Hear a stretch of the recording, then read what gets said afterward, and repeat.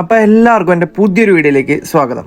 ഞാനിന്ന് നിങ്ങൾക്ക് പരിചയപ്പെടുത്തി തരാൻ പോണത് ഫോഴ്സ് അർബാനിയ അല്ലെങ്കിൽ premium modular van powered by a 2596cc diesel engine. ഇങ്ങനെയാണ് ഫോഴ്സ് ഇതിനെ വിശേഷിപ്പിക്കുന്നത്. ഇതിൻ്റെ ശരിക്കുള്ള പേര് ഫോഴ്സ് അർബാനിയ എന്നാണെങ്കിലും ഇതിൻ്റെ ഷോറൂം പ്രൈസ് 26,34,000 രൂപ തൊട്ട് 31,83,000 രൂപ വരെയാണ് ഇതിൻ്റെ ഷോറൂം പ്രൈസ്. നമുക്ക് ഈ വണ്ടി എന്തുകൊണ്ടാണ് ഞാൻ നിങ്ങൾക്കൊന്ന് പരിചയപ്പെടുത്തി തരാൻ പോകണമെന്ന് വെച്ചാൽ ഇതിൻ്റെ ഡ്രൈവറും ഇത് വണ്ടി എടുത്തപ്പോൾ തൊട്ടുള്ള ഇതിൻ്റെ ഡ്രൈവറുണ്ട്. പുള്ളിയുടെ അഭിപ്രായങ്ങളും പുള്ളി ഈ വണ്ടി ഇത്രയും കാലം യൂസ് ചെയ്ത് പുള്ളിക്ക് നേരിട്ട മോശം അനുഭവവും നല്ല അനുഭവങ്ങളും നമുക്ക് ഈ വീഡിയോയിൽ എന്തായാലും ഞാൻ നിങ്ങൾക്ക് പറഞ്ഞു തരുന്നതായിരിക്കും. കാരണം ഇതൊരു ഓണർക്കോ അല്ലെങ്കിൽ വേറൊരാൾക്ക് പറഞ്ഞു തരാൻ പറ്റുമെന്ന് എനിക്ക് തോന്നുന്നില്ല. കാരണം ഈ വണ്ടി ഉപയോഗിക്കുന്ന ആൾക്കാർക്കാണ്, അല്ലെങ്കിൽ ഇതെടുത്തപ്പോൾ തൊട്ട് ഇതിനെ ഓടിക്കുന്ന ആൾക്കാർക്കാണ് ഇതിനെക്കുറിച്ച് കൂടുതൽ നിങ്ങൾക്ക് എന്തെങ്കിലും പറഞ്ഞു തരാൻ പറ്റുള്ളൂ. അതുകൊണ്ടാണ് ഞാൻ ഇങ്ങനെ ഒരു വീഡിയോ ചെയ്യാനുള്ള കാരണം ഇതെൻ്റെ കൂട്ടുകാരൻ്റെ വണ്ടി തന്നെയാണ്. അവൻ്റെ അച്ഛൻ മേടിച്ചിരിക്കുന്ന വണ്ടിയാണ്. അപ്പോൾ അതിനൊരു ഡ്രൈവർ ഉണ്ട്. അപ്പോൾ നമുക്ക് റാഫിയേട്ടൻ എന്നാണ് പുള്ളിയുടെ പേര്. പുള്ളി ഇതിനെക്കുറിച്ച് ഞാൻ എല്ലാ കാര്യങ്ങളും ചോദിച്ചപ്പോൾ പുള്ളി കുറേ പേര് ഇപ്പോൾ ട്രാവലറിന് മാറി അർബാന എടുക്കാനായിട്ട് ഉദ്ദേശിക്കുന്നുണ്ട്. അപ്പോൾ അവർ എടുക്കണേക്കാൾ മുന്നേ അറിയേണ്ട കുറേ കാര്യങ്ങളുണ്ട്. അതറിയാതെ നമ്മൾ വെറുതെ വണ്ടി എടുത്തിട്ട് ഒരു കാര്യവുമില്ല. അപ്പോൾ എല്ലാവരും വീഡിയോ സ്കിപ്പ് അടിക്കാതെ കണ്ടോളൂ. അപ്പോൾ ഞാൻ വണ്ടിയുടെ കുറച്ച് സ്പെക്ക് പറഞ്ഞുതരാം. ഞാൻ നേരത്തെ പറഞ്ഞ പോലെ ഇതിൻ്റെ എൻജിൻ ടൈപ്പ് വരുന്നത് FM2CR ED common rail diesel എന്ന് പറഞ്ഞൊരു എൻജിനാണ് ഇതിന് വരുന്നത്. ഇതിൻ്റെ CC 2596cc 4 സിലിണ്ടർ 16 വാൾവാണ് വരുന്നത്.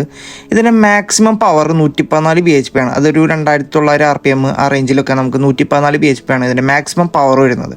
ഇതിൻ്റെ മാക്സിമം ടോർക്ക് എന്ന് പറയുന്നത് 350 Nm ഒരു 1400 to 2200 RPM ആണ് നമുക്കൊരു 350 Nm ടോർക്ക് കാര്യങ്ങളൊക്കെ കിട്ടുക. പിന്നെ ഇതിൻ്റെ ട്രാൻസ്മിഷൻ 5 സ്പീഡ് മാനുവൽ, സാധാ ട്രാവലറിനൊക്കെ വരുന്ന പോലത്തെ ഗിയർ തന്നെയാണ് ഇതിന് വരുന്നത്. പിന്നെ ഇതിൻ്റെ ഫ്യൂവൽ കപ്പാസിറ്റി, അതായത് എത്ര ഡീസൽ ഇതിൽ കൊള്ളും എന്ന് ചോദിച്ചു കഴിഞ്ഞാൽ 70 ലിറ്ററാണ് ഇതിൻ്റെ മാക്സിമം ഫ്യൂവൽ കപ്പാസിറ്റി എന്ന് പറയുന്നത്. പിന്നെ മൈലേജിൻ്റെ കാര്യം നമ്മൾ പറഞ്ഞിട്ട് കാര്യമില്ല. നമുക്കത് റാഫിയേട്ടനോട് തന്നെ ചോദിക്കാം. റാഫിയേട്ടൻ നിങ്ങൾക്ക് അതിനുള്ള ഉത്തരം പറഞ്ഞുതരും. അതായത് ഇതൊരു ഹൈ റേഞ്ച് പോവാണ്. നമുക്ക് ഈ കമ്പനി പറയണ പോലെ മൈലേജ് 11 കിട്ടില്ല. നമുക്കൊരു 8 മാക്സിമം, 8 കിട്ടില്ല, 7 കിട്ടുള്ളൂ. മൂന്നാർക്കും കൊടൈക്കനാലും പോകുമ്പോൾ എന്താ കാര്യം എന്ന് പറഞ്ഞു കഴിഞ്ഞാൽ ഇത് നമുക്ക് വണ്ടി സ്റ്റാർട്ട് ചെയ്ത് കഴിഞ്ഞാൽ ഇപ്പോൾ ഓഫ് ചെയ്യണമെങ്കിൽ എല്ലാവരും ഇറങ്ങണം. ട്രാവലർ എന്ന് പറഞ്ഞു കഴിഞ്ഞാൽ നമുക്കൊരു വണ്ടിയിൽ ഇതായി എവിടെയും ഓൾട്ട് ആക്കി കഴിഞ്ഞാൽ നമുക്ക് AC ഓഫ് ചെയ്യാം. വണ്ടി അതായത് ചില്ല് ഓപ്പൺ ചെയ്യാനുള്ള ഓപ്ഷൻ ഉണ്ട്. നമുക്കിത് ഫിക്സ്ഡ് ക്ലാസ് ആണ്, ലക്ഷറി ടൈപ്പ് വണ്ടിയാണ്. അതിൻ്റെതായ ഒരു ഇത് ഇതിന്റെ സർവീസ് ഒക്കെ എങ്ങനെയാ ട്രാവലറിനെ വെച്ച് കമ്പയർ ചെയ്യുമ്പോൾ, അല്ലെങ്കിൽ ഫോഴ്സിനെ വെച്ച് കമ്പയർ ചെയ്യുമ്പോൾ എങ്ങനെയാ ഇതിന്റെ സർവീസ്? ട്രാവലറിനെ വെച്ചിട്ട് ഫോഴ്സിനെ വെച്ചെന്ന് പറഞ്ഞു കഴിഞ്ഞാൽ ഇതിനെ കുറിച്ച് അവര് ഒരു സാധനം കംപ്ലൈന്റ് ആയി കഴിഞ്ഞാൽ അത് മാറ്റി തരാമെന്ന് മാത്രമേ അവർക്ക് അറിയുള്ളൂ. എന്തുകൊണ്ട് കംപ്ലൈന്റ് ആവണമെന്ന് അറിയില്ല. അതുപോലെ തന്നെ നമ്മളിപ്പോ ഒരു വണ്ടി ഓടിക്കൊണ്ടിരിക്കുമ്പോ കംപ്ലൈന്റ് ചിലപ്പോ RPM കട്ടാവാ, അല്ലെങ്കിൽ ഇഡിസൈറ്റ് കത്താ അപ്പൊ അവര് പറയാ എന്താന്ന് അറിയില്ല, ഞങ്ങക്ക് കമ്പ്യൂട്ടർ വെച്ച് നോക്കണം എന്ന് പറയാം. നമ്മളിപ്പോ ഒരു ലോങ് പോയോണ്ടിരിക്കുകയാണെങ്കിൽ അപ്പൊ അവര് പറയാ അയ്യോ ഞങ്ങക്ക് കമ്പ്യൂട്ടർ വെച്ച് നോക്കാണ്ട് പറയാൻ അറിയില്ല. അപ്പൊ ഞങ്ങൾക്ക് ഇപ്പൊ ഒരു ഓട്ടോ ഓടിക്കൊണ്ടിരിക്കുമ്പോ ഏറ്റവും കൂടുതൽ ഈ മുതലാളിയേക്കാളും കൂടുതൽ ഇതുവരെ ഗസ്റ്റ് ആയിട്ടുള്ള ഇത് മിങ്കിളിങ് പറയുന്നത് ഡ്രൈവറാണ്. ആ ഡ്രൈവർക്കാണ് പ്രശ്നം. നമ്മൾ ഇവര് പറയുമ്പോ അവര് അതല്ല വണ്ടിക്കുള്ളതാണെന്നാണ് പറയാ. അങ്ങനെ ഒരു പറച്ചിലാണ്. എല്ലാ വണ്ടിക്കുള്ള കംപ്ലൈന്റ് ആണ്. അതാണ് ഫോഴ്സിന്റെ ഏറ്റവും വലിയ പ്രശ്നം. ഇത് എന്നിട്ട് ഇപ്പൊ നമ്മളിപ്പോ ഈ ലോങ് പോയി ഇപ്പൊ ഒരു മൂന്നാറിലാണ്, അവിടെ വെച്ചിട്ടാണ് ഈ RPM കട്ടാവണെന്നൊക്കെ വെച്ചാൽ നമ്മൾ ഈ RPM വെച്ച് ഫോഴ്സിന്റെ ഷോറൂം വരെ പോകണോ, അതോ ഹെൽപ്പ് ലൈൻ ഉണ്ടോ അവർക്ക് വരുമോ? മറ്റേ റോഡ് സർവീസ് ഉണ്ടോ? അത് അവരോടേക്ക് തന്നെ പോകണം. നമ്മളിപ്പോ ഏത് കാട്ടുമുക്കിലാണെങ്കിലും ഇത് ശരിയാക്കണം, അല്ലെങ്കിൽ സ്കാൻ ചെയ്യണമെന്നുണ്ടെങ്കിൽ അവിടെ നിന്ന് ഒരാൾ ഇവിടെ വരണം, അല്ലെങ്കിൽ നമ്മളോട് അങ്ങോട്ട് പോകണം. അതായത് അവിടെ നിന്ന് നമ്മൾക്ക് വരണമെങ്കിൽ ആ പരുവത്തിൽ നമ്മുടെ വണ്ടി കംപ്ലൈന്റ് അതിനോടാം. പക്ഷെ അങ്ങനെ വണ്ടി നല്ലതാണെങ്കിലും ഒരു സർവീസ് അത്ര നല്ലതല്ല. ഇതെല്ലാരും പറയണ ഒരു കംപ്ലൈന്റ് ആണല്ലോ ഫോഴ്സിന്റെ ഈ സർവീസ് മോശം. അവർക്ക് എന്തുണ്ടെങ്കിലും അപ്പൊ സാധനം മാറ്റാന്നുള്ള ഓപ്ഷൻ ഉള്ളത്. എന്തുകൊണ്ടാണ് B6 വണ്ടി വന്നപ്പോഴാണ് ഒന്നും കൂടിയത് കംപ്ലൈന്റുകള്. കൂടുതൽ സെൻസർ വണ്ടി ഫുൾ സെൻസറായി. ഇതിലെന്താ കേസ് പറഞ്ഞു കഴിഞ്ഞാൽ ഒരു സെൻസറിൽ ഒരു പൊടി കയറിയിരുന്നാലും കംപ്ലൈന്റ് ഏതെങ്കിലും കാണിച്ചോണ്ടിരിക്കും. മീറ്ററും കാര്യങ്ങളൊക്കെ ഇങ്ങനെ ഭയങ്കര ശരി.